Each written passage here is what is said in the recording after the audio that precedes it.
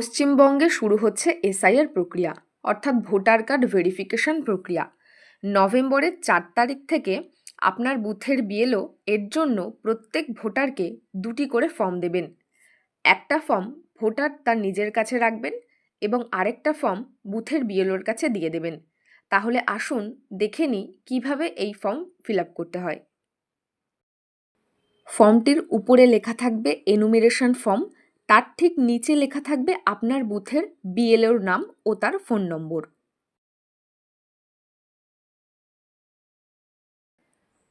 নিচের ঘরগুলির প্রথম ঘরে থাকবে ভোটারের নাম ও তার ভোটার কার্ডের নম্বর এবং ঠিকানা।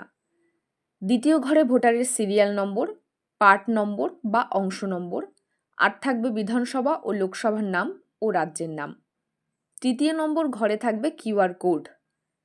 4 নম্বর যে ঘর আছে সেখানে আপনার যে ভোটার কার্ডের ফটো বা ছবি আছে সেটা প্রিন্ট করা থাকবে।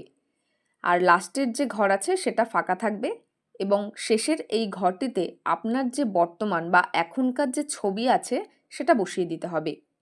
যে ফর্মগুলি দেওয়া হবে একই রকমভাবে 2টি ফর্মেরই ঠিক একই জায়গাতে একটা একটা করে ফটো বসিয়ে দিতে হবে। তারপর একটি ফর্ম নিজের কাছে রাখবেন এবং আরেকটি ফর্ম বিএলওর কাছে দিয়ে দেবেন। এরপরে নিচের ঘরে চলে আসবেন। সেখানে প্রথমেই লেখা আছে ডেট অফ বার্থ। এখানে প্রথমে আপনি জন্মের তারিখ লিখবেন, তারপর মাস ও শেষে বছর। এরপরে রয়েছে আধার কার্ড অপশনাল, অর্থাৎ যাদের আধার কার্ড রয়েছে তারা আধার নম্বর দিয়ে দেবেন, আর যদি না থাকে তাহলে দেওয়ার কোনো প্রয়োজন নেই। এর পরের ঘরে আছে মোবাইল নম্বর, অর্থাৎ সেখানে চালু আছে এমন একটি ফোন নম্বর লিখে দিতে হবে।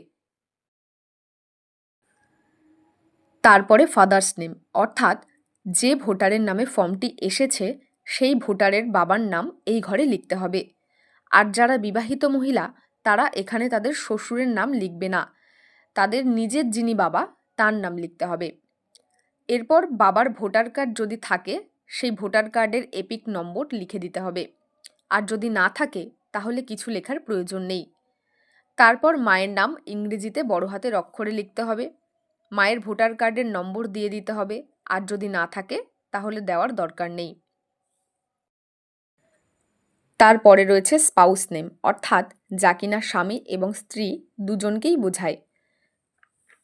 যদি কোনো পুরুষ এই ফর্মটি ফিল আপ করে থাকেন তাহলে তার স্পাউস মানে তার স্ত্রীকে বোঝাবে, আর যদি তিনি বিবাহিত হয়ে থাকেন তাহলে এই ঘরে তিনি তার স্ত্রীর নাম লিখবেন ও তার স্ত্রীর ভোটার কার্ডের নম্বর দিয়ে দেবেন।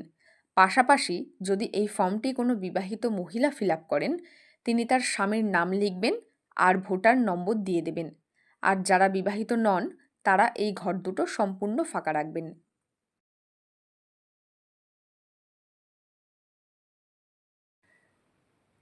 তারপরে দেখুন নিচে 2002 সালে যাদের নিজের নাম আছে তারা বাদিকের এই ঘরটা ফিল আপ করবেন, আর 2002 সালে যাদের বাবা ও মায়ের নাম রয়েছে তারা ডান দিকের ফর্মটা ফিল আপ করবেন। প্রথমে 2002 সালে যাদের নাম রয়েছে তারা এই ঘরটাতে লিখবেন। দেখুন এখানে লেখা রয়েছে details of the elector in the electoral role of the last SIR, অর্থাৎ লাস্ট এসআইআর মানে 2002 সালে যে এসআইআর হয়েছিল সেই এসআইআরে যে ভোটার লিস্ট প্রকাশিত হয়েছিল সেই ভোটার লিস্টে যেখানে আপনার নাম আছে সেখানে এই ডিটেলসগুলো লিখতে হবে। এরপর রয়েছে ইলেক্টর নেম, অর্থাৎ আপনার নিজের নাম যদি 2002 সালের ভোটার লিস্টে থাকে সেই নাম এখানে লিখে দেবেন। তারপর এপিক নাম্বার, যাদের এপিক নাম্বার নেই তারা ফাঁকা রাখবেন, আর যাদের 2002 সালের লিস্টে এপিক নাম্বার ছিল তারা সেই সময়কার ভোটার নম্বর দিয়ে দেবেন। এরপর রিলেটিভ নেম, অর্থাৎ আপনার সঙ্গে সম্পর্কিত যিনি ছিলেন সেই ব্যক্তির নাম এখানে লিখে দেবেন। এরপরে তার সঙ্গে আপনার কি সম্পর্ক ছিল সেটা লিখবেন। তারপর জেলার নাম লিখবেন, তারপর স্টেট অর্থাৎ রাজ্যের নাম লিখবেন এবং সেই সময়কার বিধানসভার নামটা লিখবেন ও বিধানসভার নম্বরটা লিখবেন। তার সঙ্গে অংশ নাম্বার কত সেটা লিখবেন এবং এসআর অর্থাৎ সিরিয়াল নাম্বার কত ছিল সেটা লিখবেন। এবারে যে ছেলে বা মেয়ের 2002 সালের ভোটার লিস্টে নাম নেই, হয়তো তার বাবা ও মায়ের নাম আছে, তাদের ডান দিকের ঘরের ফর্মটা ফিল আপ করতে হবে। প্রথমে তার নাম লিখতে হবে, তারপরে তার ভোটার কার্ড নম্বর দিয়ে দিতে হবে। এরপর তার সঙ্গে সম্পর্কিত যিনি 2002 সালের লিস্টে থাকবেন তার নাম লিখে দিতে হবে এবং তার সঙ্গে কী সম্পর্ক সেটাও উল্লেখ করতে হবে। তারপরে জেলার নাম লিখতে হবে, রাজ্যের নাম লিখতে হবে, বিধানসভার নাম লিখতে হবে। আর নিচে বিধানসভার সংখ্যা, পার্ট নাম্বার লিখতে হবে আর সিরিয়াল নাম্বার।